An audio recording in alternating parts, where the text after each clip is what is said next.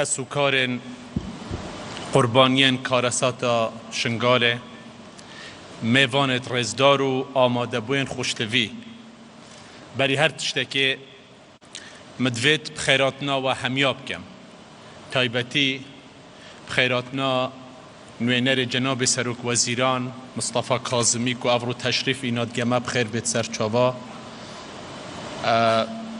قنصلت بیانی هفلیر اوید گود هفلیر هاتی بو ایره از بخیراتنکا گرم آوان همیات کم یک گلک بخیر سرچاوا بین گلک بخیراتن افرو ام همی پیگ و بدلک تجیکو وان بیرهاتنا هشتمین سالوگرا جنوسایدا شنگاریات کین گمسترین کارساتا صده 21 هاتیا سر ازدیا و گل کردستانه سر ریزه لبرگیان پاقج شهید و جانگوریت ایزدی دچمینین و روژه دا اف کارساتا داعشه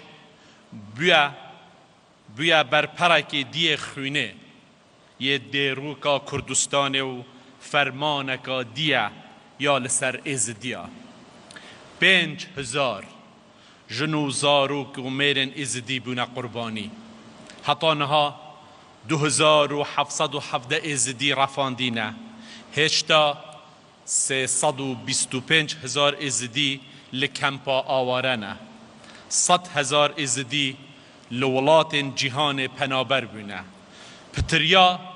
پتریا شنگال ویران بیا و خلق وی به مال و حال بون بین برچاوت خو دناف چند روژه کادا هزاران ازدی هاتنا گل باران کرن دگورن به کومل دا هاتنا با آخ کرن هزاران کچو خشکین ازدی هاتنا رفاندن و کرین و فروتن په هاتا کرن به هزا چکی و بکشتن حولکا زور دا بو گورینا دین وان گلی خوشکو برا از دزانم دل هوا همیا یه پرا دل همیا یه پرا لکلو کووان و حسرته خما هوا زیده یا مازنه اف هجماره اوین اما بحث کری گلک خم ناکن لدویت هر دم مزنیا و کارساته لبرچاوه مبید دا حول بدین و کار بکین زویتر چاره سر بکین و کاریگری نوی کم بکین و جارکادی حول بیت دان جارکادی افکار ساتل سر ملت ما دوباره نبیده و لویره قولک ازدیات هیتا بیرامه کد بیجید گلک هنه دل بکسرن خویت شوا جخو دبرن لسر قوم و ملت خو بهگرن لدنیای و آخرت لچو بازارا ناخسرن گل ازدیان هر جروجن ایکین و کارساته مسوز دا کو چجمه بیت ام دیکین بو پاراستنو مانا ازدیا سرباری کم کجی و ویران کرنا شنگاره لی رفاندنو کرینو فروتنا خشکو دایکن ازدی پتر هر تشتکی دی دل ازدیا و دل همی کردستانیا بریندار کرد اوه حتا نهوجی بومه همیا برینکا وکریا و هو بصاناهیش ناهتا جبیر کرن هر هنگی من نویسینگه که رزگار کرنه وکر حتی نها شیان 3554 جنو میرو زارو که رزگار بکن مسوز دایا که حتی جنک میرک یان زارو که رفاندی ما بید ده بردوام بین اوه واجب سملت میا و کمترین تشتا اوید که امتکارین در حق ملت خو در حقی خشک و برایت خویت ازدی بکین واجب میا چمنت دیدانیه دا خازت کم هر کسی که زانیاری درباره رفاندیا هیا بلا هاروکاری دگل نویسینگه ها رفاندیا بکد دا کو بشن وان اوید هات یا رفاندن و بیننو و انشاءالله رزگار بکین دماوی کارساته بهاروکاریا خلق خوشتوی پارێزگە ها دهوکێ و نەتەوەین یەکگرتی حکوومەتە هەرێما کوردستانê kareke bilez û hemelayane kir بۆ ئاکنجیکردن و پشتەوانیا ئاوارên شنگارê. هاروکاریا خەڵکییا هەنگی و نهوژی بۆ ئاوارە cihê şanazî û سوپاس و pêzanîneka berdewam e. Gelek سوپاس بۆ خەڵکê dihûkê، سپاس بۆ خەڵکê زاخۆ، سپاس بۆ هەموو خەڵکê badînan، سپاس بۆ هەمی ئەو خەڵکê li vê deverê dijîn، mamostayê ayînî، roşenbîr، mamostayê zankoyê، meellem، her kesekê bi dewrê xorabî li wê rojê بۆ هاروکاریya خەڵکê me yê awareyê êzidî. Ez qet li bîr nakem li hindek ciha mamostayên ayînî biryar da mizgeft çol kirin bo van awara. Ev tabloyê pêkeve jiyanê taybetî li Kurdistanê û taybettir li parêzgeha dihûkê cê şanaziyê ye bû milletê me، بۆ پارێزگەها dihûkê، بۆ Kurdistanê، بۆ me hemiya و heta lazim e ev bimînîtin û ew pêkvejiyan ya berdewam bît. Ezîzan, her li wê demê da serokê me Mesûd Barzanî soz da ku dê şingarê rizgar ken û mezarê Şerfeddîn û laleşa nûranî parêzin. Baregehayê xwe yê meydanî li enya şingalê dana û heta roja mizgîniya serkeftinê li ser çiştiyayê şingarê neda، berokê şerê li şingarê berneda û ew soza ew daye gelê me milletê me bicîh îna. Pêşmergehên mêrxas ku bo rizgarkirina şingarê şehîd bûn، ku çiyayê şingarê parastey her dem cihê rêza gelê Kurdistanê ne. Qehremanî û xwînawan wekir داعش نشیا ازدیا جناف ببد. سپاسیا همی وان ریخرا و کسایتی ازدی و کردستانیت کم گول درو ولات جهانی کار کرن بو ناساندن و کارساتا شنگاره و پشتوانیا ازدیا.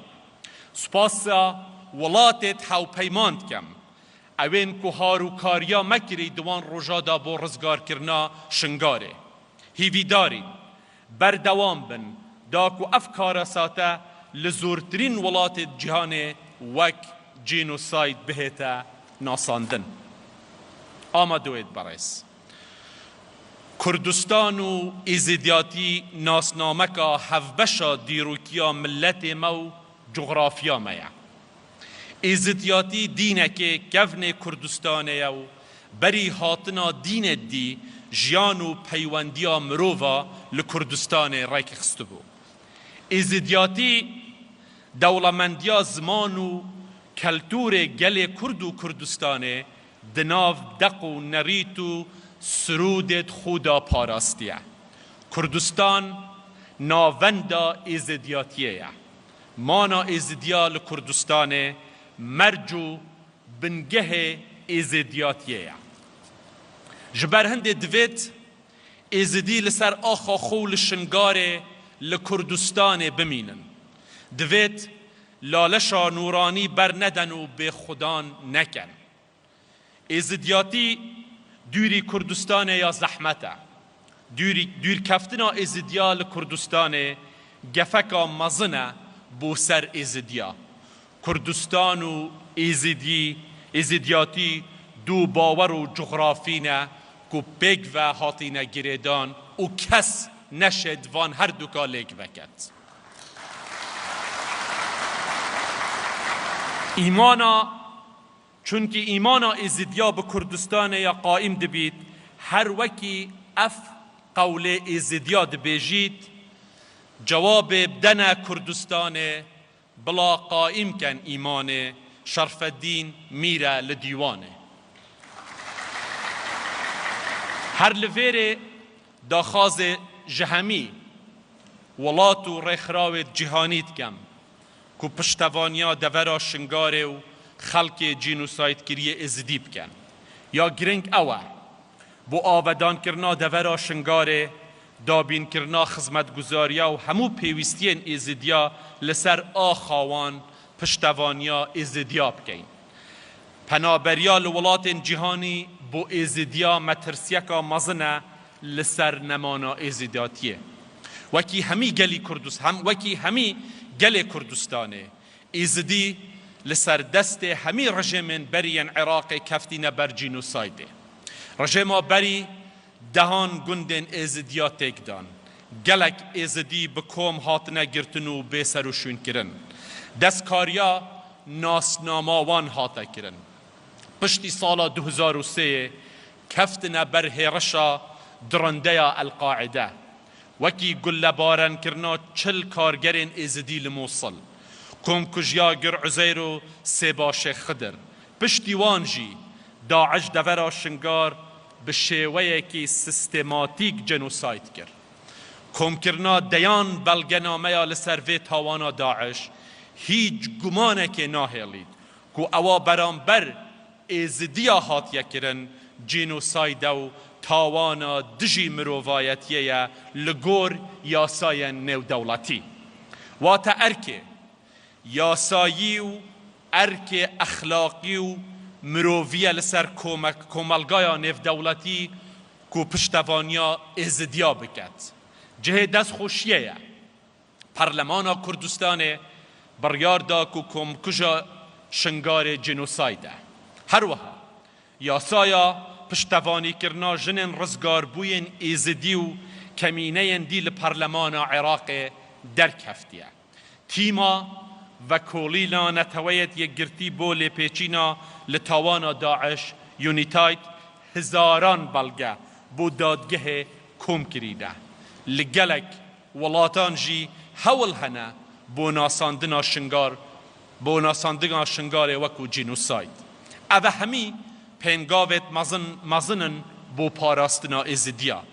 لی یاسایا پشتیوانی کرنا جنن رزگار بوین ایزدی هشتا به تمامی نهاتیه جبجه کرن. روشا رزگار بویا لکم بو جبر نبونا آسایش و خزمتگزاری لشنگار گلک خرابه. هشتا خلق ایزدی دناف کاریگرین خرابین جنوساید دادشین. ویجی پیوستی بکار زیدتر حکومتا فدرالیا عراق هیا به هماهنگی دگل حکومتا هرما کردستانه. هر وسا پیوسته پشتوانیکا وکیریا ولات و رخراوین جهانی هبید بوه مسئله. ایزدی قربانین جنوسایدا رخراوکینه که دشمنا همی مرووایتی بود. افرو چنا بید جهان ایزدیا دوی روشا خراب دا جبیر بکد. لازمه اوا دکارن بو هاروکاریا ایزدیا بیتا کرن. آماده بوین برس. روشا شنگار حطانها روشکان آساییه. هشتا دیان هزار خیزان نشیانه و گرینه دورا شنگاره. حطانها رکفتنا شنگاره یال بین حکومت هرما کردستان و حکومت فدرالی نهات یجب کرن. خدمت گزارید خرابن. اداره کا یاسایی شنگار نیه. کشا یا حبونا هیزن چکدارن دروی سیستما برگریا عراق هشتا نهات یا چاره سر کرن. به برچاو گرتنا مترسین ایزدیا و خلقی وی دوره خیزان داعش تینه و گراندن. اوان همیا وکریه که روشا شنگار آسایی نبید. ین که دخوازن پشتوانیا خلق و دورا شنگار بکن دوید روشا شنگار آسایی و یاسایی بکن. اوین ریگرن لآسایی بینا روشا شنگار دکن دخما ایزدیا و دخما شنگار دانینه. دوید ایدی شنگار وک کارتکا سیاسی نهیت بکار اینان. دوید ایشن خلق شنگار نبنه یاریه کا سیاسی. دوید ری بیت دان که روشا شنگار بیت آسایی کرن. به پلی ایکم ارکی حکومتا فدرالیا عراقیه به هماهنگید گل حکومتا هرما کردستانه که روشا شنگار آسایی بکنو اداره کا شرعی بشویه که یاسایی لدور چه ببید. هیزن نشرعی هلوشینن. خلق دوره بو پاراستن و بره براخو دا بین دا مزراندن پارێزگەه کرنا شنگارێ و تەرخانکردنا بودجەکا پێویست بۆ vê مەبەستێ دشێت ببیتە هۆکارێکی gelek باش بۆ چارەسەرکردنا ئاریشên شنگارێ و نەهێڵانا شوێنوارên کارەساتێ. هەروەسا ئەف پێنگاوە دێ خەڵکێ دەڤەرێ پشت ڕاست کرد کو vەگەڕێنە سەر ئاخا باب و باپیرێت خۆ. بۆ vê مەبەستێ داخوازê ji hemê layên Kurdistانî û Iraqî dikem piştevaniya vê pêşniyarê bikin. Herwesa daxwazê ji rêxirawên navxweyên cîhanî û nêwdewletî dikem ku erkê xwe beramber xelkê êzidî, beramber şingariyên xweştevî ji bîr nekin. Bi du gotina, êzidî hêşta perêşan û sergerdan in. Piştî wê cinûsaydiya hatiye serwan, êzidî pêdivî çavdêriyeka gelek taybet in we lazim e ev bête kirin. Amadebûyên hêja. Wek em hemî dibînin rewşa siyasî û emniya Iraqê heriya alûz dibît. Nakokiyên hêz û layên siyasî gehîştiye astekê gelek metirsîdar. Iraq evro muhtacî harûkarî û pêkvekarkirina hemî hêz û layên siyasî ye. پاراستنا آرامی و سقامگیری عراق ارکو بر پرساریتیکا هاوبشه یا همی هیز و لاین و پیکهاتین عراقی. آرامی و آسایش و سقامگیری همی عراق یا پیک و گریداییه. جبر هنده جارکا دیده داخواز جهمی هیز و لاین عراقی دکم. پیک و لسر میزا دانوستاندن همی کشا چاره سر بکین. هر وسا داخوازا تبایه و یک ریزی و هاروکاریا هفبش یا هیزو لاین کردستانی دکم. افرو دوی روشا هستیار و آلوز دا بو هره ما کردستان جهر دمک زیده تر تفاق و یک ریزی و پیگ و بون پیوسته. که ام یک ریزو تبابین ام دشین دست کفتت مستر بدست بهینین.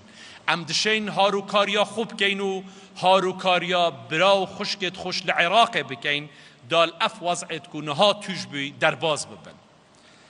دوید لاین سیاسین هره ما کردستان ناکوکین خول سر پرسا حل بجاردنا چاره سر بکن و بگهنه لکته گهشتنکا هفبش داکو دما حل بجاردن بیت دیاری کردن و زیدل و پاش نکوی. هیویدارین هشتمین سال یادا کارساتا شنگار هان دربی بو پنگاوین جدی و چاره سرکرنا کشا خلق دورا شنگار و آسایی کرنا روشاوه و دابین کرنا خدمت گزارین پیویست و آودان کرناوه دوره. دگل وی کارساتا هندمازن خوراگریا ازدیا خوراگریاوان جه ریز و پیزانی نکا مزنه. به وی باوریه و خوراگریه از پشت راستم دشین وکرا او برینتوان درمان کین. ده وکرا برف پاش روژکا باشتر و گشتر بو ملت ما پنگاوا هاوشین. سپاس بو آماده بوناوه. سپاس سلاو بو گیان پاکی همه جانگوری و قربانین کارساتا شنگار. سپاسکا تایبت بو پارزگه ها دهوکه و بو پارزگار دهوکه بو پشتوانیا بردوام آوان و خمخوریاوان بو آوارت شنگاره و او آوارین دین دبرا دهوکه چه کریستیان چه یزدی چه اوین که هات یوی دوره. زور جامنه گوتی ده تکرار کم جوانیا کردستان اف تابلویا پیگ و جیان آمایه. هیویا من اوه ملت ما چه بسلمان چه ایزدی چه مسیحی هر کس لوانه چه عرب اوین ام چه ترکمان اوید که ام پیگ ود و ولایت ایدا بجین مسئولیت ما یا هاو بشه پاشا روژا مشیا پیگ و گیره دایه. هیویا ما اوه تفاق و یک بین انشاءالله پنگاوت مزن برف پاشا روژه بها ویجینو هنگ همه لاج دیسانه و بخیر بین سرچاوا و زور سپاس بو